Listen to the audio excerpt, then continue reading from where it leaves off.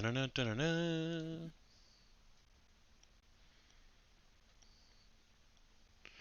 Yeah, we are rolling officially. Bada bing, bada boom. There we are. All right, all right. What's the first topic today? What are we talking about? Episode one. Episode one. Well, it's football season, buddy. It is football season. I like it. I Got like it. Raiders Chargers on tonight. I know you have some fantasy updates because you are sitting some guys, Oh or my you are gosh, playing some dude. guys. You had to make Yeah. some decisions the other night. Well, okay. So this was like within the last hour. I saw Keenan Allen was questionable, and they were like, "Oh, even if he does play, he's going to be limited." And so then I start freaking out. So I'm like, "All right, let me pick up Tyron Johnson because Mike Williams isn't playing for sure." And then like 10 minutes before the game starts, they're like, "Oh, they have video footage of Keenan Allen and Mike Williams like legit warming up on the sideline, like going hard." And I'm like, "Okay." So I ended up going all in, and I started him. Started All Keenan right. Allen, bench Tyron Williams, and right now I'm paying for it, but it's only the second quarter, so I think we're okay. So where are they right now? Where do they stand, one versus the other? Keenan Allen's got one catch for 18 yards. Tyron Johnson has two catches for 35 yards right now, so we're not Mm, bad. We got Louis okay. in the chat. What up, dude? Louis is here. Like it. Louis is our But there's number a one lot man. going on in fantasy right now. I mean, it's pretty. I mean, the tensions are high. The tensions are high if you have a semifinals matchup this week Yeah. because this is make or break for a lot of people. This is make or break for money. This is, if you're playing in money leagues, Oh yeah. and who else is James Conner is a big one right now. James Conner, they're saying he might not even play this week. Um, and when James Conner doesn't play, they just completely It abandon the does. run. Yeah. Oh yeah. Doesn't So look the same. That's for sure. if you want to risk it and pick up Benny Snell, who's gonna be the starter, yeah, good luck getting your 11 carries. Yeah. He's And, just not. I mean, I think he had one good game initially, and then after yeah. that, it just kind of it's gone. Well, the only time Uh, the only time he runs the ball is when James Conner is playing, which annoys me because it's like if James Conner is playing, they give Benny Snell 8 touches.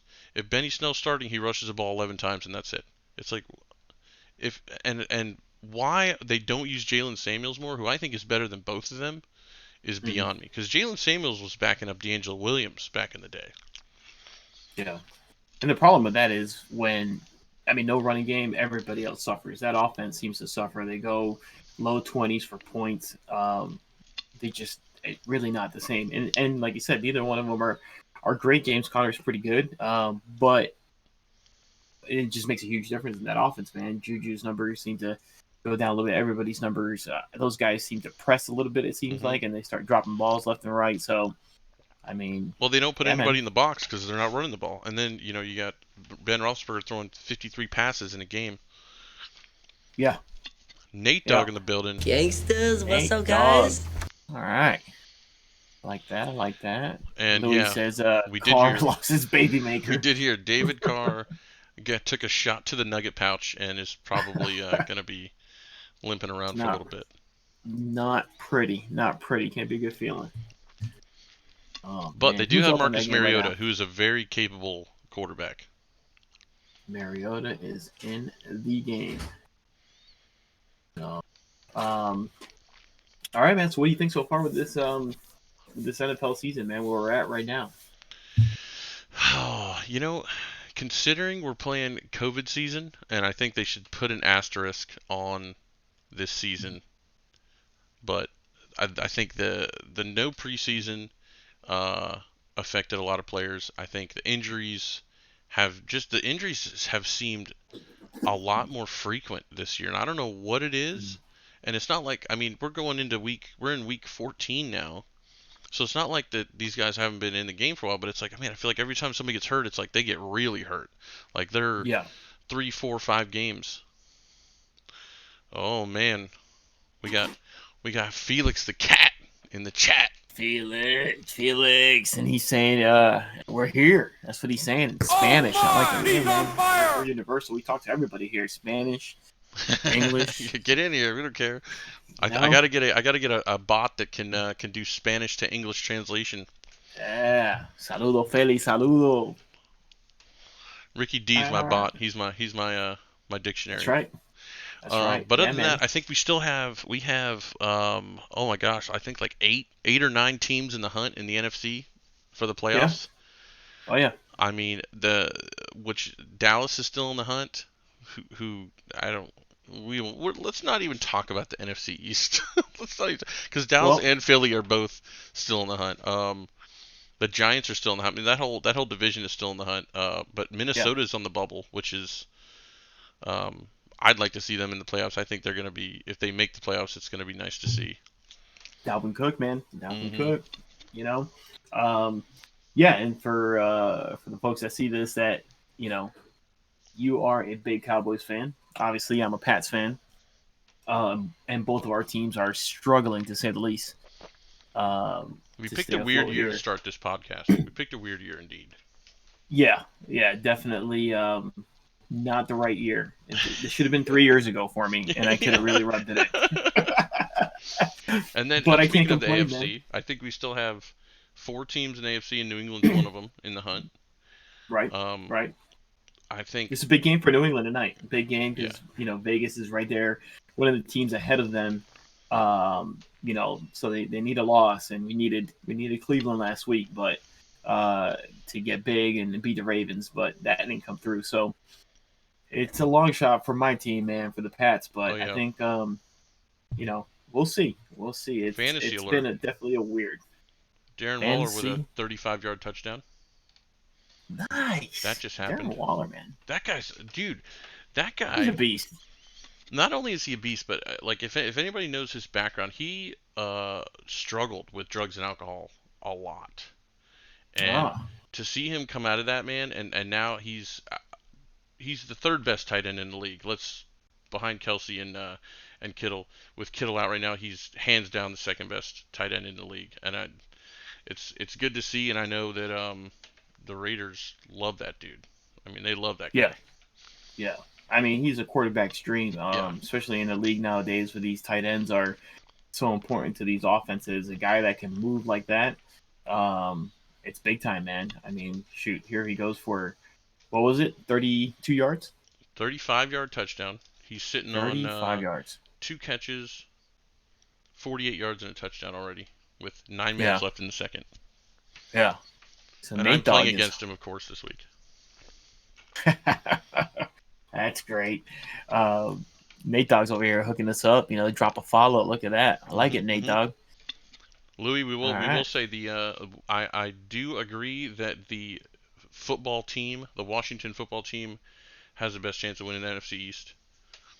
Um, just right now because their defense is stout. I mean, they are shutting people down Yeah. What's successfully. interesting? What's interesting with them is going to be what's going to happen to Alex Smith versus Haskins. Now, Alex Smith, a no go at practice this week, so I keep an eye on that. I mean, he's been playing pretty well. I know Yeah, the numbers don't really reflect it, but I think that team rallies around him, and it's really well. crazy the because I mean Alex Smith had essentially the Mackenzie Milton injury, Yeah. quarterback from UC. I mean, the guy shredded his leg, and the fact that he's even back playing is commendable. But I mean, like you said, I think it's weird because anytime you see a team where they have two capable quarterbacks and they start swapping them around, that normally doesn't work.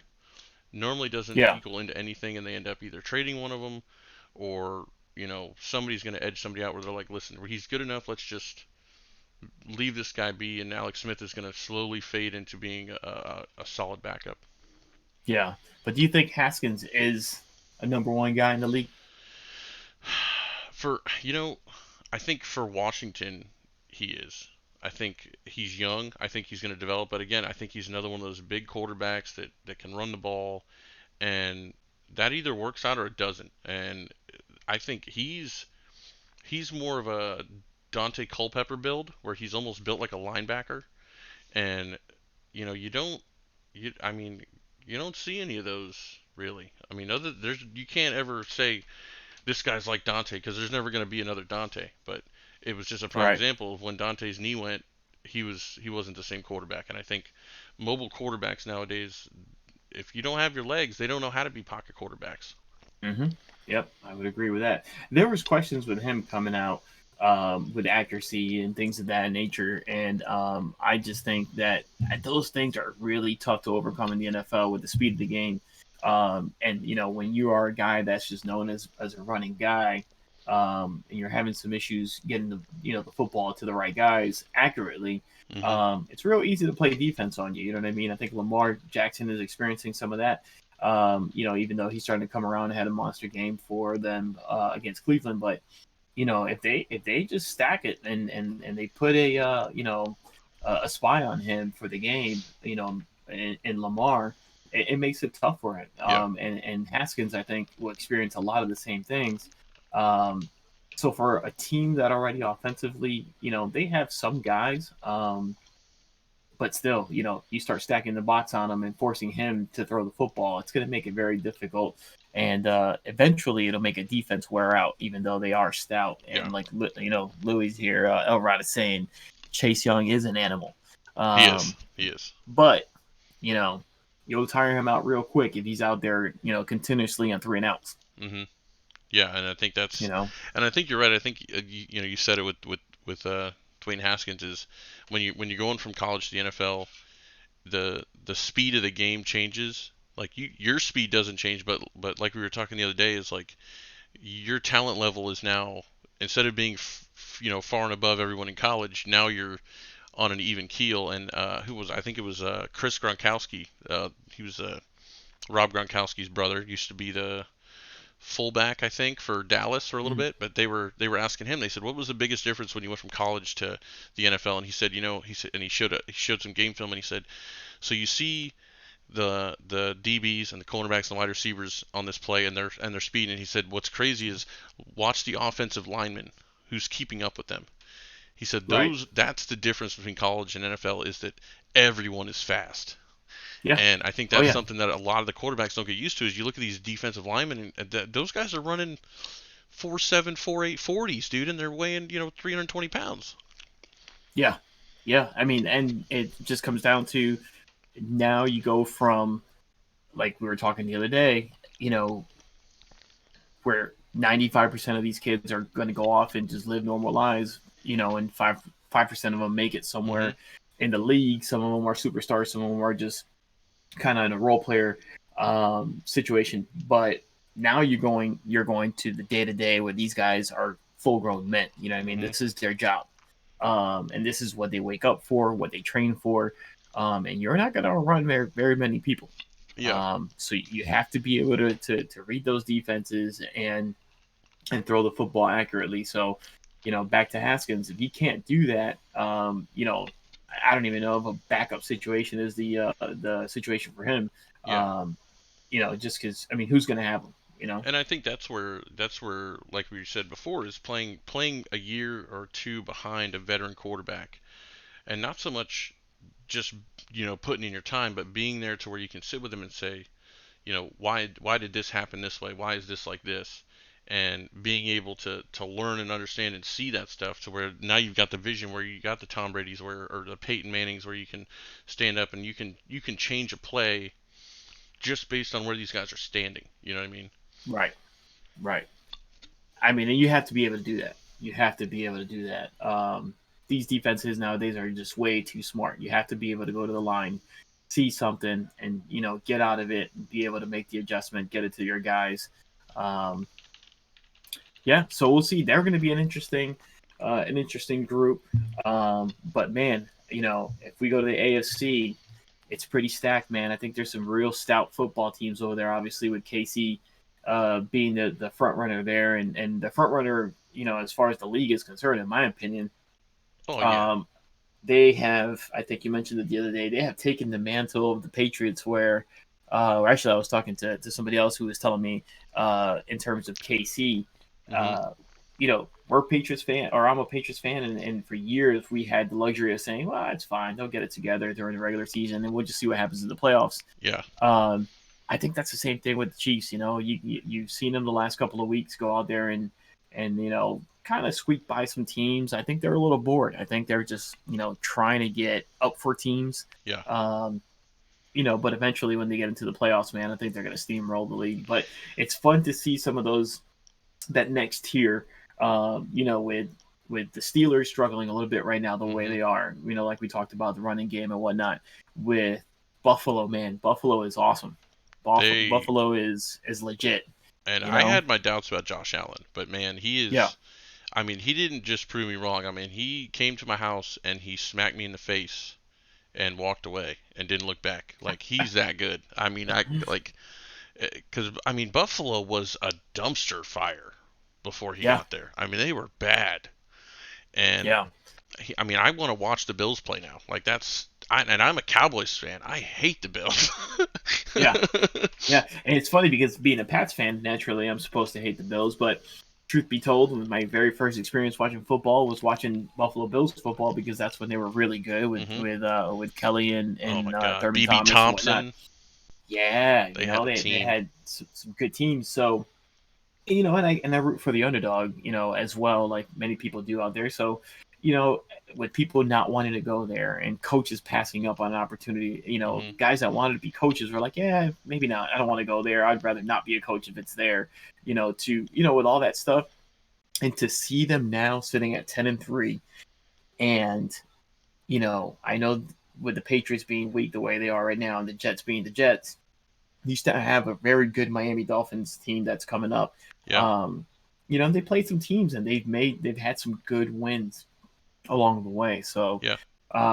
it's going to be interesting there, and obviously you have Tennessee who on any given day, King Henry can just run people over. Yeah, and they've got Um, receivers, man. I mean, they have one of the best receiving duos in the league with who is it? AJ Brown. They got Corey oh yeah, Davis. They got Curtis oh Samuel. yeah, yeah, yeah. They I have mean, some they got a dudes, team. man.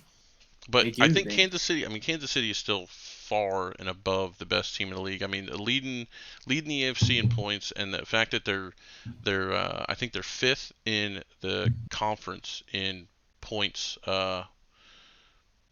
against, which is insane with how fast they score. The fact that their defense can control teams like that. yeah, yeah. And Tyreek Hill, man. I mean, that guy can wreck your Yeah. game in one play.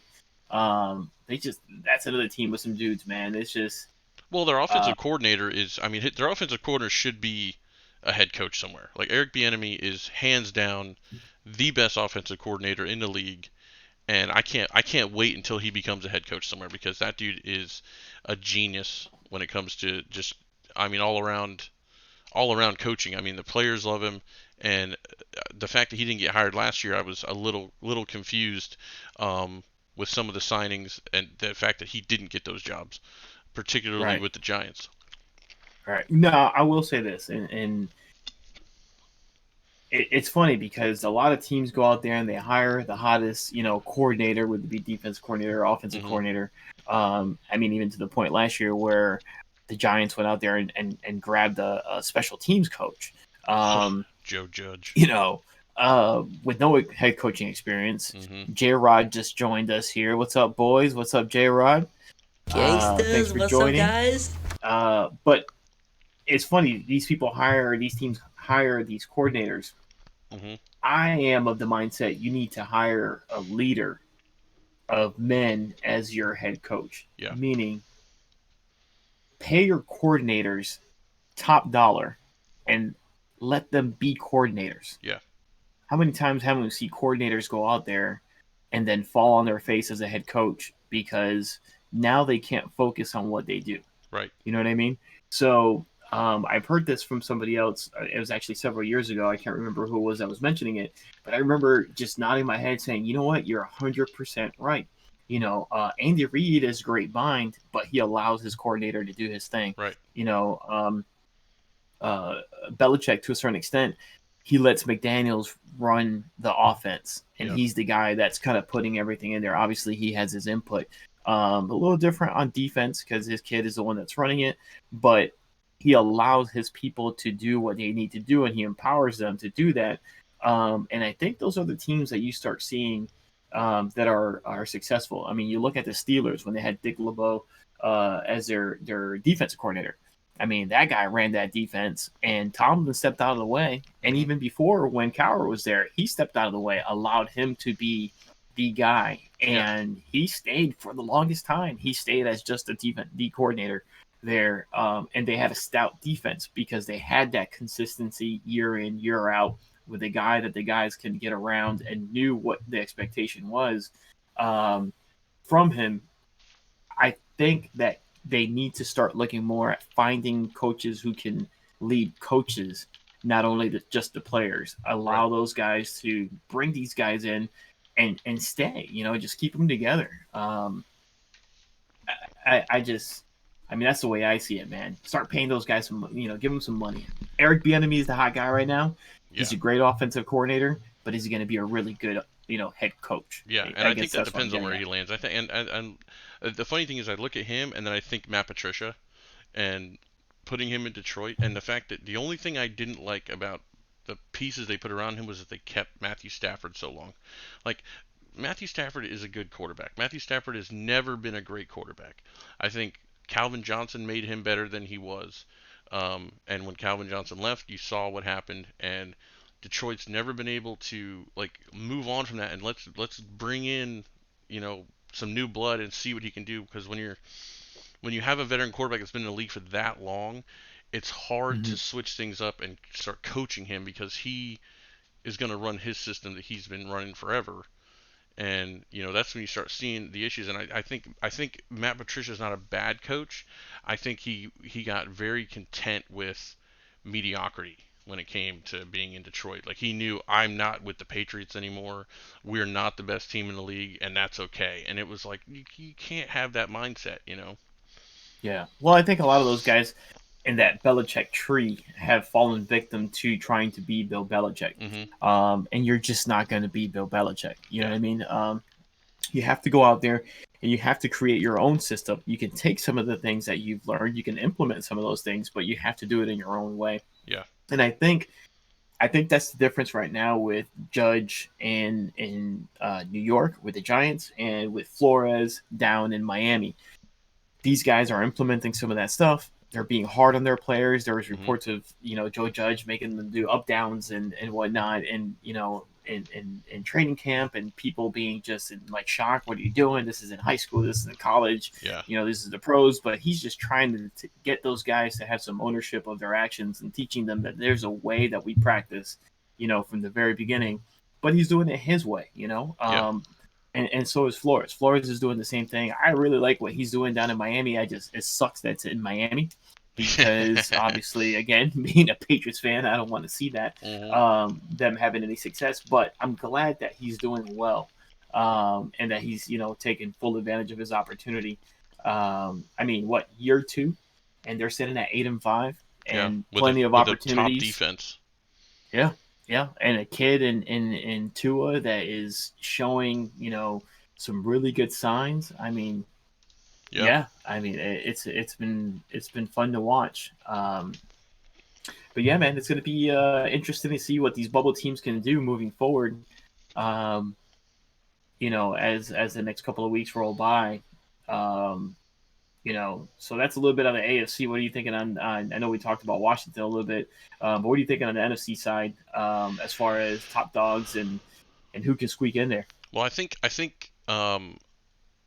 Green Bay is hands down the best team right now in the NFC. I think the Rams are going to move up. I think if Drew Brees doesn't come back, I don't think New Orleans is going to be able to hold on.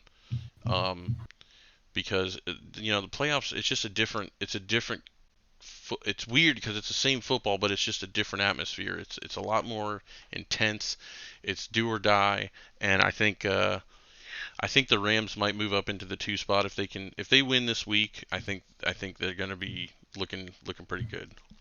Yeah, yeah, that's a team that defensively they're pretty stout. They have some dudes there too. Akers seems to be showing out quite a bit Big here time. recently, and Jared Goff, when he's confident and he can throw the ball, on time and on schedule, he Mhm. looks every bit of a of a number one guy. But he has demonstrated that in the big games he can get a little razzle or rattled there. So Yeah, I think that's the next step for them. It's getting him over the hump. The defense with Aaron Donald is stout. yeah. I'm not a Jalen Ramsey fan, but I mean I got to give it to him. He's pretty He's damn good. yeah. And they play Um, Seattle, Arizona, 16 and 17. I mean, they can if they can win, they're going to destroy the Jets this week. I don't even know why I said if they win. Um, but if like coming up against Seattle and Arizona, I mean, those are two teams that they could possibly play against in the first round, yeah, realistically. I yeah, mean, Seattle's a 5 seed right now. Arizona's a 7 seed, and if they bump up into the 2 seed, they could be playing Arizona and then be playing Arizona again in the wild card yeah, round. So yeah. But Seattle, man, that's a tough one there, though. I mean, Russell I'm a Wilson doesn't mess big, around in big the second fan. half of the season. No, he doesn't. Russell Wilson, I was just saying about Jared Goff, kind of getting rattled in the big game. That's where he shines. Yeah. Russell Wilson, he's big time. Hmm. When the lights are brightest, he shows out. And I've said it a million times. So anybody that will hear me, um, prettiest deep ball in the NFL, man. And he's got Yeah. a guy now that he can go deep to, in Metcalf. And man, that's a man amongst boys right there. Yeah. Yeah. And he's still So, got Tyler Lockett. I yep, mean, he's got who's there? Will Disley, their tight end. I mean, that's another guy. yeah, Like for some reason, Will Disley does not catch a ball in the regular season, but in the playoffs, he will have a game where he has 185 yards and 3 touchdowns, and you're like, where was this guy the entire season? Like, I don't understand why no one covers him in the playoffs. It just doesn't make sense to me. yeah. Yeah, and I mean their running game. I think is the only thing that kind of may hold them back a little bit. I know they've had some guys that were banged up, Yeah, Chris in and Carson's out of the lineup. questionable every week going in. I mean, you never know Yeah, what he's going to do till Friday. yeah. At some point, they need to address that. I think they just need to go ahead and find a guy Hmm. that can be dependable for them moving forward. But yeah, and then you have Green Bay out there, who plays well. They have a big guy over there too in Devontae Adams. Yeah, and Aaron So Jones, who you hate, but you know, killed me, killed me in fantasy. Decides to show up at the wrong times. hmm It's been incredible. How do you score 45 points in a game, Green Bay, and Aaron Jones has 10 fantasy points? yeah. I mean, does that even? I mean, how does that even happen? And the bad thing is Um, the next week he just rolls off an 89-yard touchdown, and you're like, well, I needed that last week, not this week. right, right. My running backs this year, man, were just did not help me. Miles Sanders, man, Miles Yeah, Sanders. Last week was the first really good game that he had, and it's too little, too late. and I was But gonna at say you least can't get excited about it. no, no. Actually, it just makes you angry Hmm. because you start, where have you been, bud? Where have you Yeah, been? But yeah, Green Bay's good, man. They have all the pieces to do it. Defensively is probably. I know some teams that put some points on them, but you know, yeah, like you said, New Orleans. It all depends on Drew Brees. So hmm then that puts a little bit of a. It makes it funny as a Patriots fan. What's going to happen with the Bucks? That's the question. There is my guy Brady going to look old, or is he yeah, going to get these guys over the hump, get them in the playoffs, and make some noise? yeah. It's definitely gonna be interesting, man.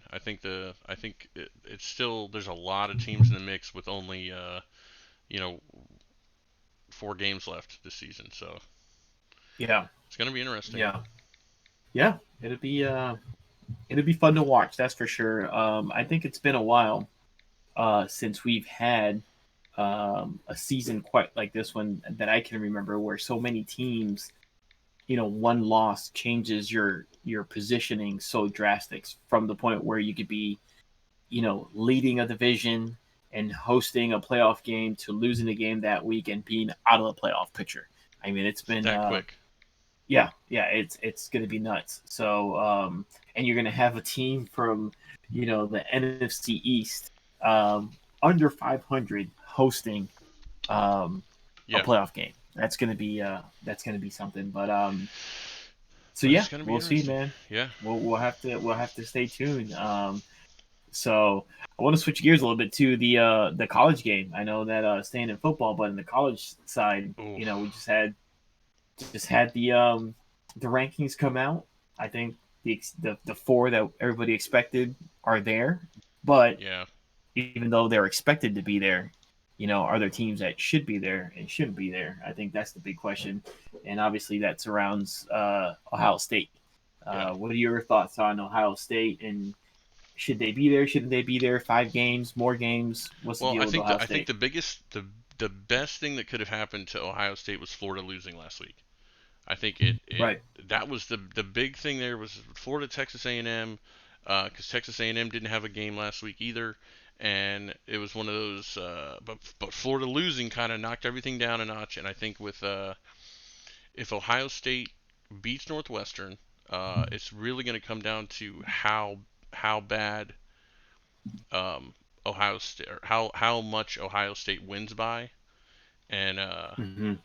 because the big question too is what happens with Clemson Notre Dame, because they're playing in the was the ACC Yeah, the ACC ACC championship championship. game. So Mm-hmm. if Clemson beats Notre Dame, I mean, does that bump Notre Dame down to 4 and put, they sit at, now they're 10-1? Is that going to knock them out?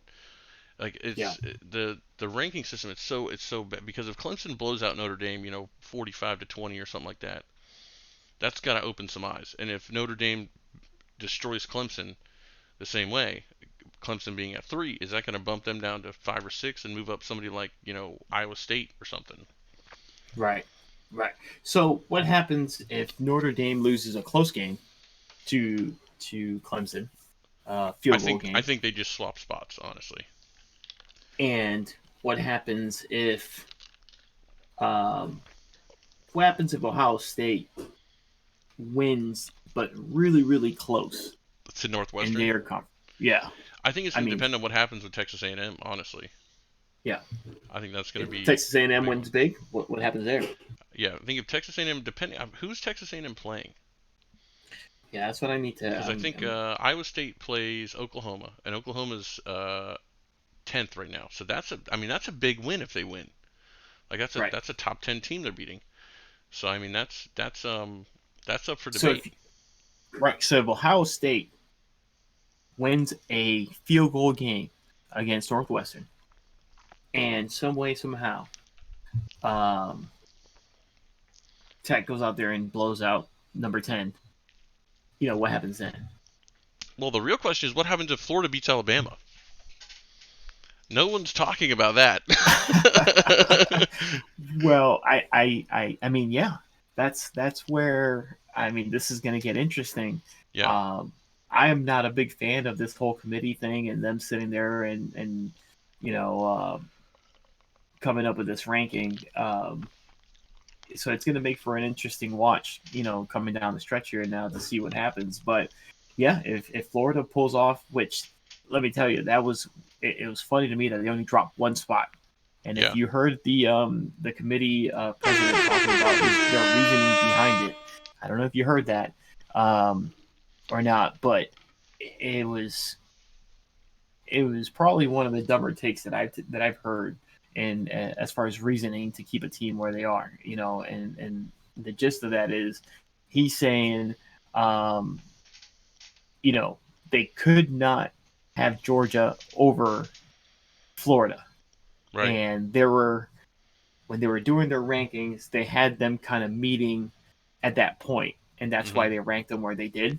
Um, and I thought that was just the weirdest and kind of dumbest thing that I've heard. You rank a Yeah, team where they're supposed to be ranked. right. It's just Well, it's this tough. I whole mean, system is yeah. ridiculous to me. Well, and the thing is, like Texas A&M is 5. Texas A&M is going to probably blow out Tennessee, but it's an unranked Tennessee.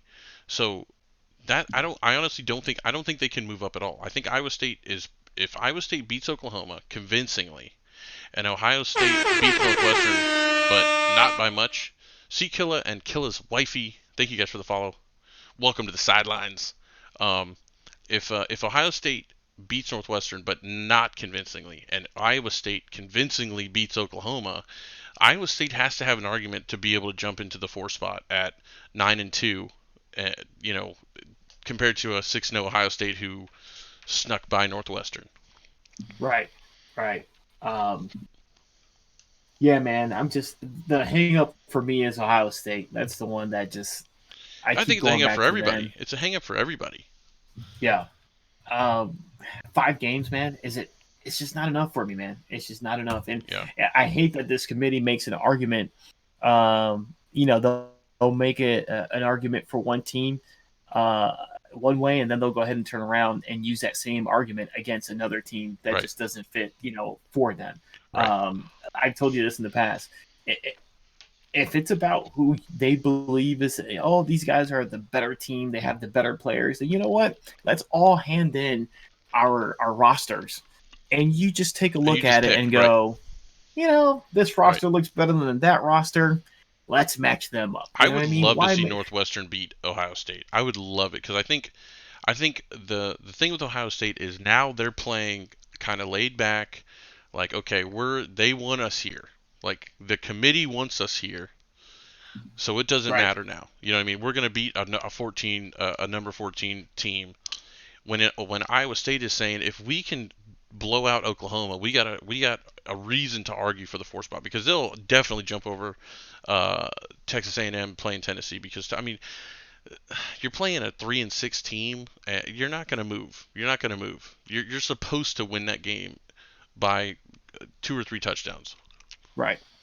Right. And but again, they'll go back to the whole, like I said, they'll use an argument for some teams for, and they use it against other teams. And like Sequel is saying here, they wouldn't change the rule if it was, if it was any other team. I agree Right. 110%. Mhm. And that kind of leads me to my next thing on this. It's all about the money. You know what I Mhm. mean? At the end of the day, it's Justin Fields who's a potential Heisman winner. It's going to be a top pick in the draft. It's a guy that everybody wants to see against Trevor Lawrence potentially, Yeah. and any of these other guys. So, are facing off against Alabama. So at the end of the day, it's all about, the money, and and that's what's going to keep driving it. You know what I mean? I just think that if they really want to make it so they can include everybody, they need to expand the thing. Go 5 conference winners, and then you Yeah. can drop in a couple of, or actually 6 conference winners, because I think they need to add the group of 5 in there. If Yeah. you're going to have them ranked and you're going to allow them to be a part of your ranking, then you need to give them an opportunity, Mhm. a real shot at playing in a national championship game. So have 6, conference winners and 2 wild cards, and then you can throw in your other 2 SEC teams that you're going to want to throw in every year Right. anyway. So, and then Well, and you the go other that route. argument, I mean, if you're gonna say 5 games is enough to make the playoff, why not have everyone play 5 games and do a 64 team, March Madness style, and let's do it Yeah, that way. You know what I mean? Let's yeah, let's play the rest of our yeah, season out. Now we don't know who we're playing after 5 games because you get your season, you get your schedule. Okay, these are the teams we're playing. Let's play our 5 games, and now we're gonna play 6 or 7 more against guys we don't know who we're playing until that week. And I mean, realistically, could it be done? Probably. Will it ever be done? No, because like you said, it's all about the money with college football. It always has been, always will be. yeah. And you look at conferences, and everybody talks about conferences. Like, for example, you look at, number 8 Georgia, 7-2. So yeah, they have 2 losses. But they also have 2 more wins than Ohio State does. Right. You know what I mean? Um, at the end of it, again, it's just, I agree with C Killer. You change the rules to, you get the guys in there that you want to get in there. Um, I think one of the guys on ESPN was saying that today. This system is broken. It's always going to be the same teams in there, and you can predict what next year is going to look like, and the Yeah. year after that. You have It's boring. Alabama playing. Yeah, It's Alabama's boring. playing in there the last 5 years. Yeah. Um, it's just, it's ridiculous. Cincinnati's coach was up in arms about it. Because he's making the UCF argument. What do we need to do? Yeah. The answer is there's nothing you can do. Yeah. Um, You have you no know, chance of playing anybody of any. The only thing you could do is get into the SEC, get into the yeah, SEC, and be able to compete for those spots because, like you said, I mean, the even getting into the ACC, those guys still have to you have to have the pretty in order to be in the top yeah, 4 in the ACC. You have to have the quarterback of the future that's going to be in the NFL. You have to have the running back that's pushing for the Heisman. Like if you don't have the pretty on your team in the ACC, you have no shot. yeah, You have no shot. It yeah, doesn't matter who you beat, yeah, doesn't matter what you do because so and so beat Georgia and Florida and they're ranked, 7 and 8 because they're always ranked 7 and 8 because they're always playing what's perceived to be the best teams in the league. Yeah, and I always like I said they always use arguments whichever way fits their criteria. For them, so one team will beat a Pittsburgh, for example, or anybody down here in a Colorado team or something like that, and Hmm. say, well, that was that's a weak team on that side or whatever, and then Right. one of the top ranked teams will squeak by, and they'll be like, oh, I mean that's a tough, gritty team over there in Colorado that you got to earn every bit of it, and it's like, all right, so it's a no good team for the team that you don't want to make it, and then for the Right. team that you're trying to get in there, it's a gritty win. I mean, come on now. Yeah. At the end of the day, I mean, I'm looking at it here. You know, Northwestern sitting at 14th. They're going to play Ohio State, and they're 6-1. Again, you have two more games. You have one more victory than them, and even if Northwestern beats Ohio State, are they going to put them in there? They're No. not. They may not even crack the top 10. Yeah. In Yeah. the final ranking. I'm rooting for Coastal Carolina to get into the top 10. Yeah, That's my they're playing the Louisiana Raging Cajuns, number 19. If yeah. they win that game, realistically they could move into the top 10. Let's talk about But that. you know Iowa what? State loses to Oklahoma, and that's the other, and I hate when teams lose and move up. That doesn't make sense to me either. Like Yeah, I never get yeah, that. yeah. And you know what? It's just these teams are out here playing in the last couple of weeks. Yeah. You got Ohio State sitting idle, doing nothing, and they're Mhm. not. You know what I mean? Cincinnati, in the last 2 weeks, has lost spots. Yeah. Um, you know, it's unbelievable to me, man. I just it's crazy. Some of these teams, all they're playing for is a ranking, basically. You know what I mean? As a Yeah. UCF fan, basically when they're in the top 25, I'm happy, and I think that they're accomplishing something. When they're somewhere near the top 10, that's all I'm looking for. Is hey, crack the top 10, Yeah. and I guess I'll be happy because I know that realistically they're never going to play for a national championship game ever. When they were up there and they were having a couple of good seasons a couple years ago, the committee just kept saying, well, they don't have that pedigree and they don't have that history of being that team year in and year out. Well, Yeah. it doesn't matter what it did last year. You're supposed to be racking me out what I'm doing this year.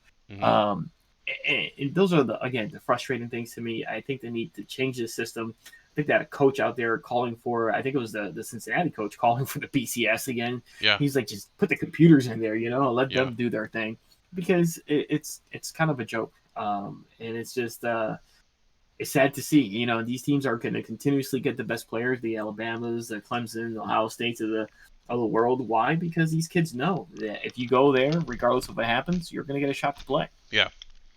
In, Fantasy in, alert, in the by the way. NFL. Fantasy alert. Fantasy alert. What we got? What do we got?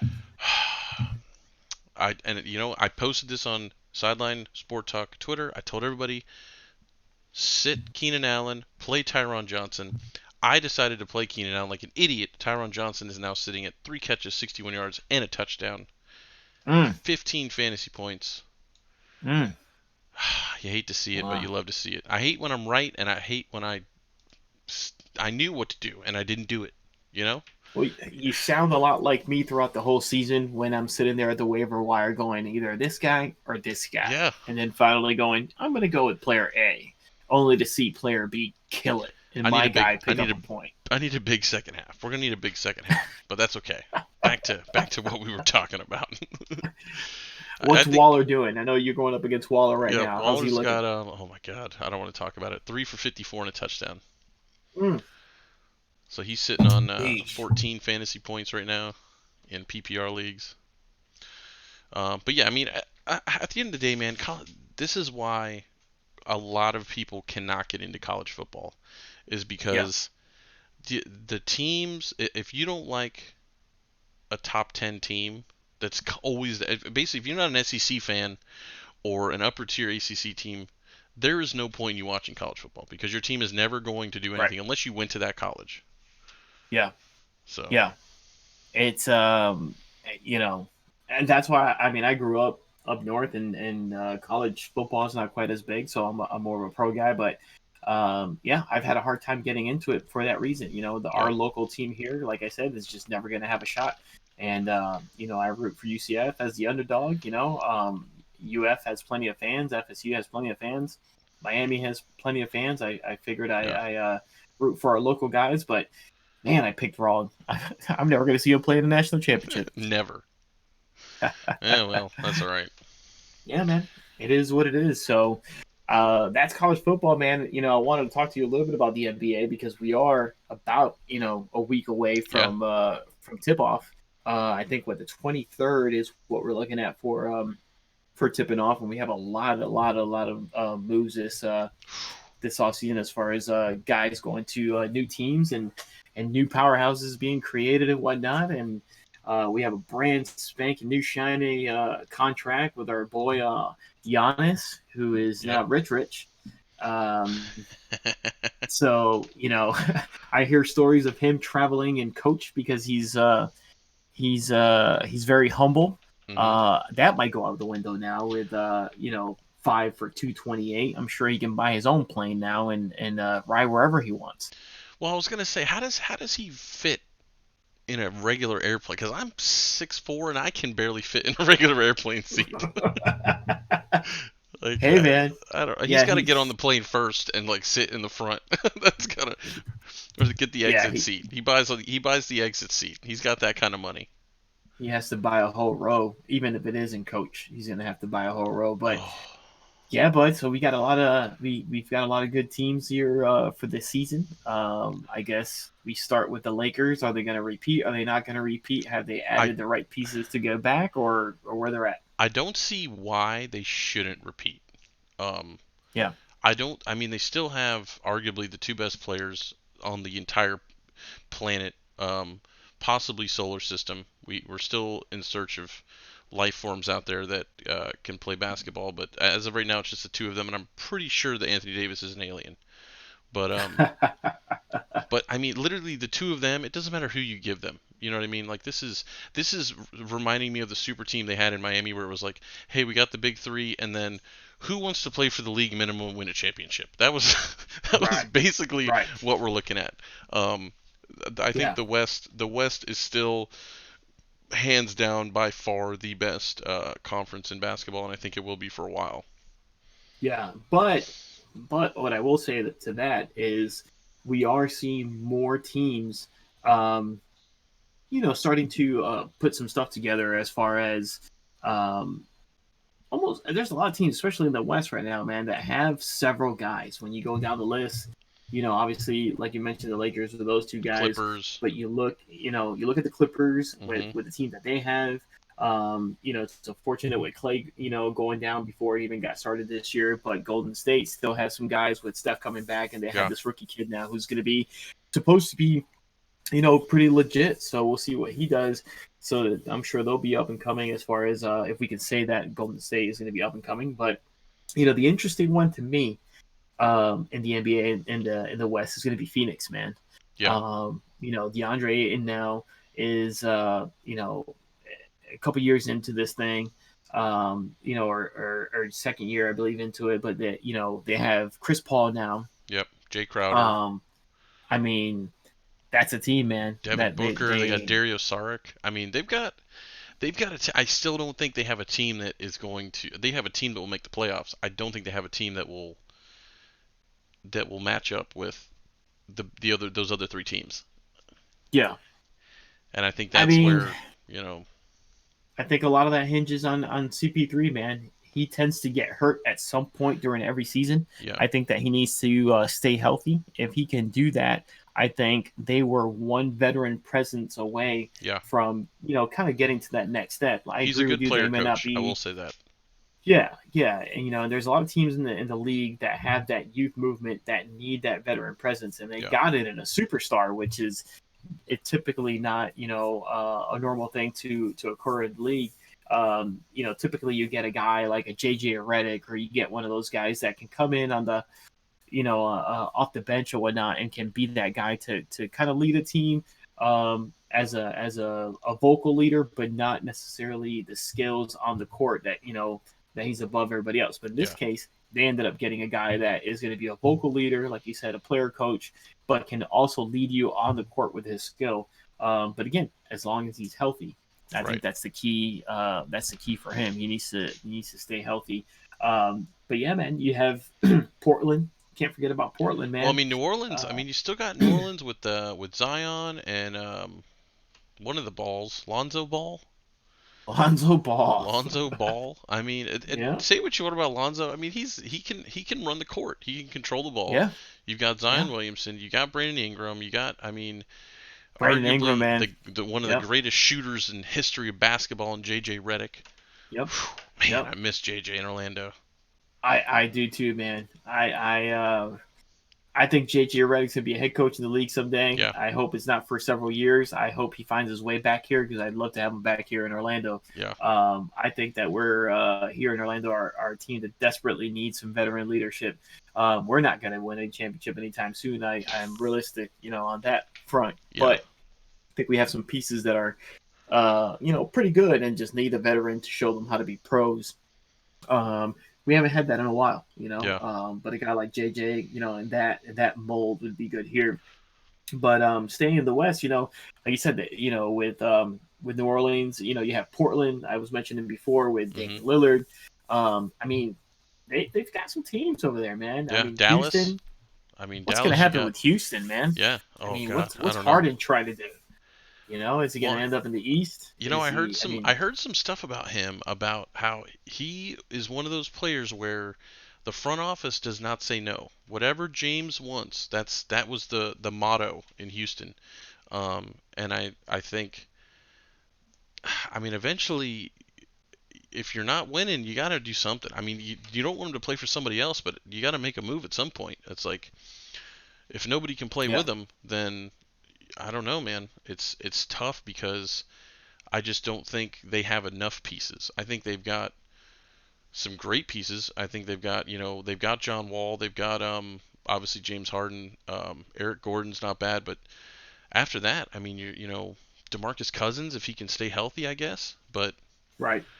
it's Yeah, tough to judge that. And I think yeah, what I'm more excited about are these younger teams. I mean, I'm really excited about watching Charlotte this year. I think once LaMelo becomes a starter, with him and Gordon Hayward, I think you're going to see some prime time like old school um, Jason Williams white chocolate stuff going on, and that's what I yeah. want to see.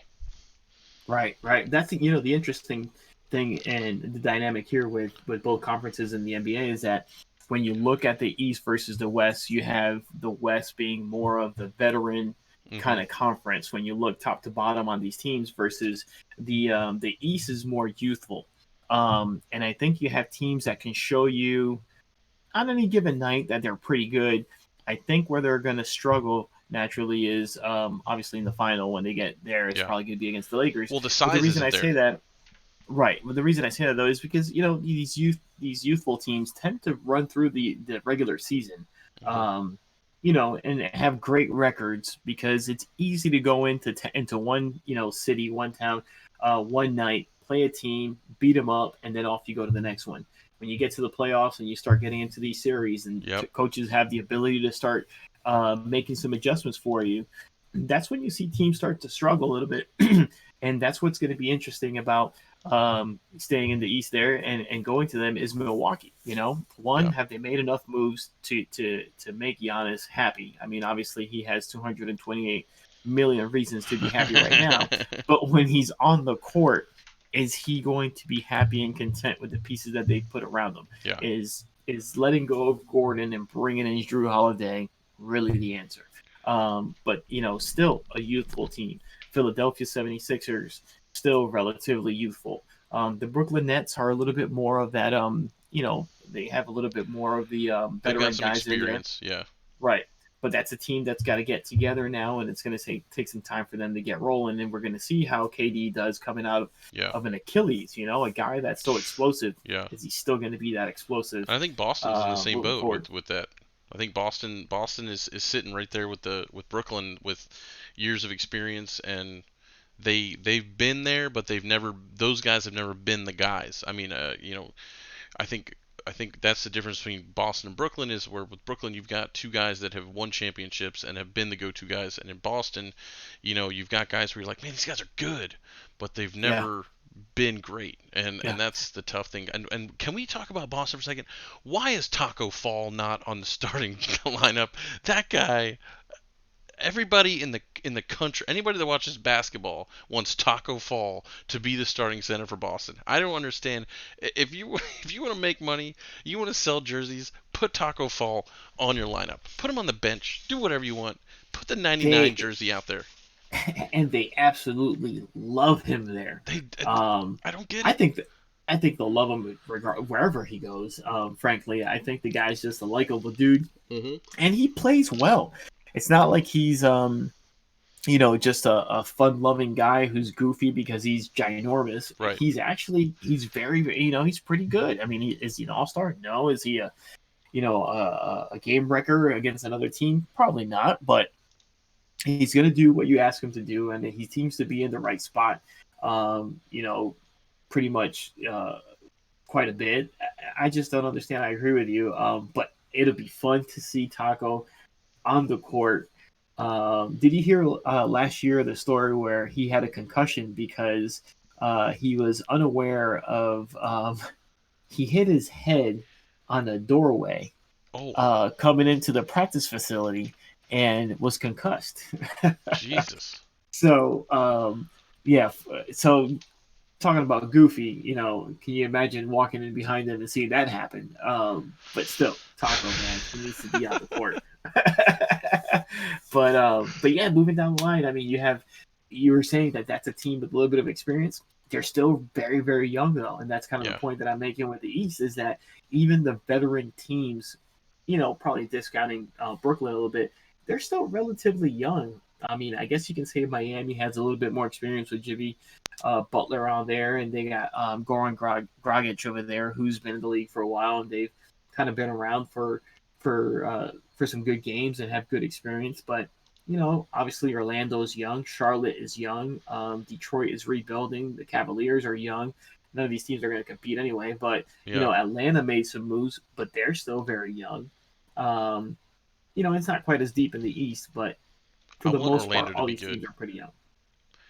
I wish Orlando Yeah, was good, man. I think Orlando needs to rent a superstar. They just need some shooters, man. If they had anybody that could shoot, I mean, they've got their mid range is covered with Aaron Gordon. I mean, Evan Fournier is mid grade at best. You know what I mean? But you can't run. Nobody runs their offense through a center anymore. This is not the early 2000s anymore. You're not feeding Shaq down low. It's not what it used to be, and you need shooters. And I don't know why Orlando just draft somebody that is lights out and let them shoot, and then let these other guys do what they need to do. It's Orlando has always just had this again comfortability with just being mediocre. Like make some moves, man. Get somebody in, like offer somebody a ton of money and get him in there and let's get excited about basketball in Orlando again. I mean, it's been how long? We're, It's been probably a good 10 years or so. When was Dwight Howard here? I mean, why are we Um, excited about Mo Bamba? Like we got Mo Bamba. yeah, Like, yeah, nobody cares, bro. We don't. Why would we yeah, draft Mo Bamba when we have Nikola Vucevic? Like, yeah, yeah. So, and if you are excited about him and you think that he can be a guy, then make the move and right. move Booch while you still have some value there for him. Yeah. Package him up with Aaron Gordon and go get yourself somebody. I say rent a guy in the sense that, for example, when you look at Oladipo when he was here, he left Orlando, goes to Oklahoma City, and he credits that 1 year in Oklahoma City in making him the player that he is today. Yeah. He says that his time playing with Russell Westbrook Hmm. taught him what it was like to be a pro, how to get in there day in and day out and play at a high level. And then he moved on, and before the injury, he was spectacular for the Pacers. Yeah. Um, and nobody's going to willingly just come to Orlando. I don't think any superstar is really going to do that. Yeah. But if you go out there and you get a guy in his last year of his deal, knowing full well he isn't going to come back, you know what? You make that move so that he can teach your Markel Fultz or your Cole Anthony or your Mo Bamba. If you Yep. believe in these guys, they can teach those guys how to be pros day in and day out, Yeah. We how need to some work. veterans, man. right, how to get them, excited about the game day in and day out, so that they can take that next step, and then that guy moves on. You have some cap room, and then you can start filling in those, perimeter areas with guys that can shoot. Like you said, get some shooters, get some defenders, and bring JJ Redick back. That's what you need to And do. bring JJ Redick back. Shoot, at this point, we can bring back Scott Skiles. I'd be excited. Put him in a jersey. We'll be good to go. Yeah, man. I mean, that's it. I mean, we'll see. It's going to be an interesting year, I think, in the NBA as well. It's going to be interesting to see with this whole COVID thing. Um, to get out there and see how these arenas are going to play out with no fans or limited capacity. I think the NBA is a game that you can, the fans can have such an impact on a game, because they're so close there. Um, and going from the bubble here in Orlando to now back in your city and Yeah, playing in your arena, it's gonna be interesting to see how this thing plays out. it's and I think it was a prime example too of how fans make such a big difference to teams, and you can see it in the NFL, you can see it in the NBA. It's just the having sports back was what we needed this year, but not being able to have uh, that extra dynamic or that sixth guy for basketball or the 12th man for football. It's a big Right. difference, man. I mean, it's a different environment, and I think you see it in Seattle with the Seahawks. I think you see it, not so much in LA where they just have so much talent, but a lot of these NBA teams where it's like you're not at home. There's no home games. Nobody has a home Yeah. game. You know? Yeah. I heard a clip from uh, or heard that one of the players, I don't remember offhand, I believe it was a Steelers player, um, and I may be wrong, but I don't remember his name. But they were mentioning somewhere along the lines of, you feed off the fans, whether it be a sack or a big completion. You that helps to get you amped up. Um, Keep in mind, like we were talking about earlier, this is their job. At the end of the day, it's their job. To us, it's a game. On the Hmm. sidelines, it's just a game. And we think that these guys should be out there every single night and just having fun and competing like we would compete being on the outside looking in. Right. But it is their job. So it's hard for them, in year 10 of a career, and to get up for games all the time. And you feed off the fans, you feed off that energy. And when it's not there, the player was saying, hey, it's just not the same. It's tough to kind of get going sometimes, especially early on in games. It takes a while to kind of get the juices flowing because you don't have that energy from the fans.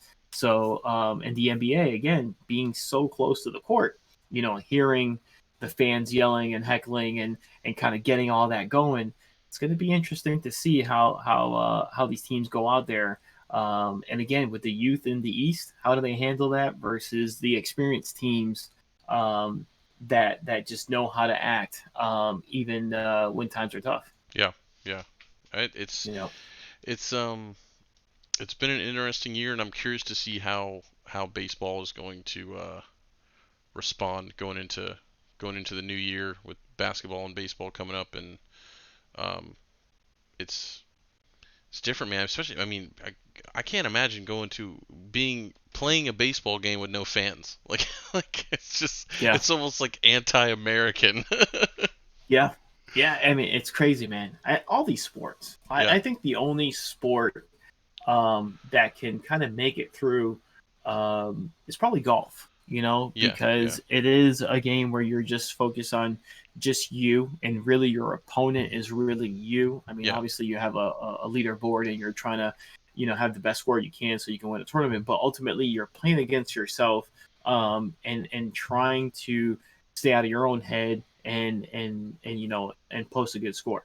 And yes, crowds can have some to do with it, especially in the major tournaments where on the 18th you got a big putt and you got a large crowd sitting around there and Mhm. they're all yelling, or Tiger's making one of his historic runs, and doesn't matter where you are on a course, you hear that roar.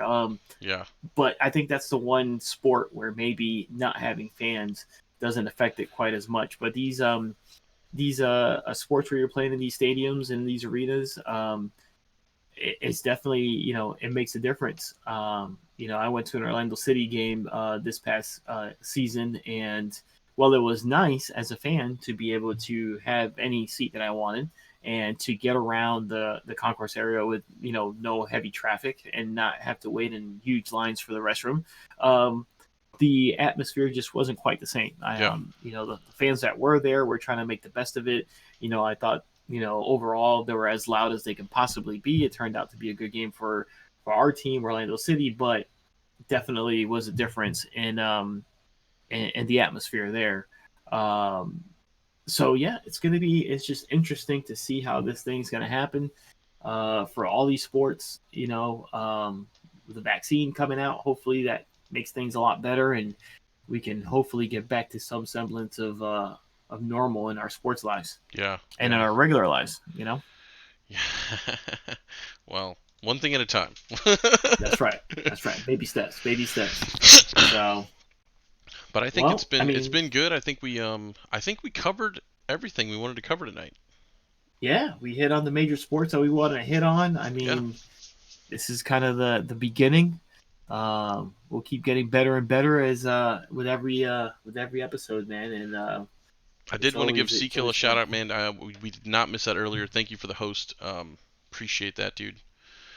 Yeah, But we are on a roll. This is kind of I wouldn't say a dry run, but this is what you guys are going to probably come to expect. I want to thank you guys for hanging out. Obviously, um, it was definitely this is something that we've been working on a lot.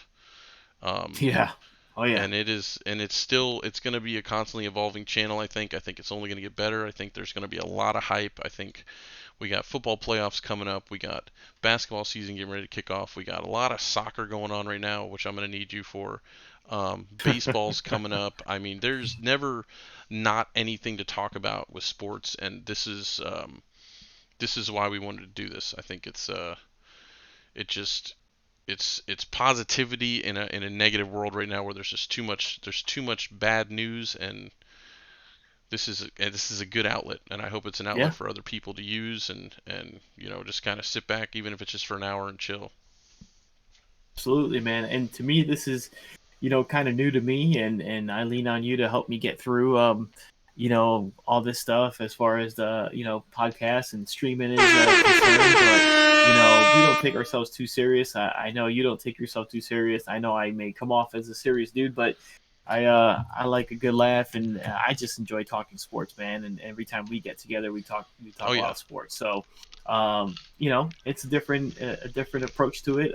We have a different angle. Neither one of us were pro athletes, so we're definitely seeing it from the sidelines. Hence Mhm. our name.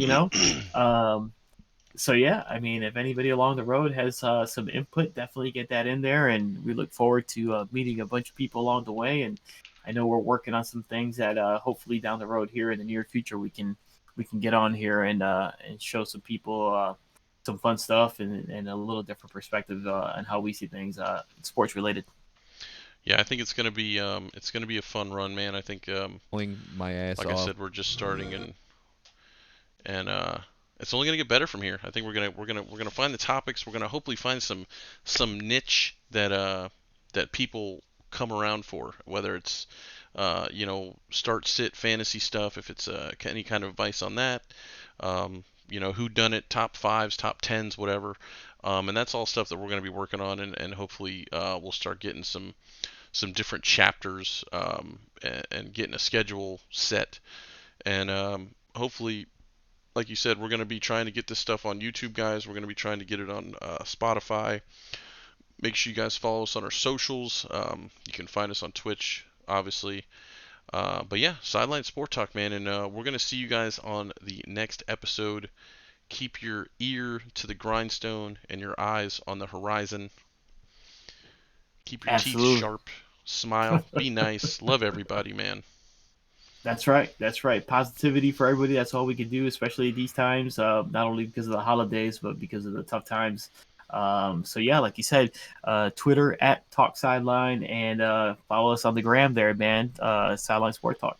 We'll see you Good guys on the stuff. next one. Later.